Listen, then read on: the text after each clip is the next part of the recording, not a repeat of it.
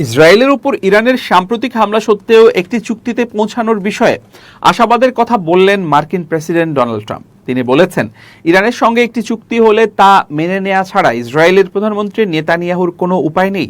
Financial টাইমসকে দেয়া এক সাক্ষাৎকারে ট্রাম্প বলেন, সব সিদ্ধান্ত আমিই নেই, সিদ্ধান্ত নেতানিয়াহু নেন না। ইরান থেকে ইসরায়েলের দিকে ক্ষেপণাস্ত্র নিক্ষেপের পরও এমন মন্তব্য করলেন মার্কিন প্রেসিডেন্ট। তিনি আরও জানান, ইরানের হামলা হলেও তেহরানের সঙ্গে একটি সমঝোতা বা চুক্তিতে পৌঁছানোর ইচ্ছা তার বদলায়নি।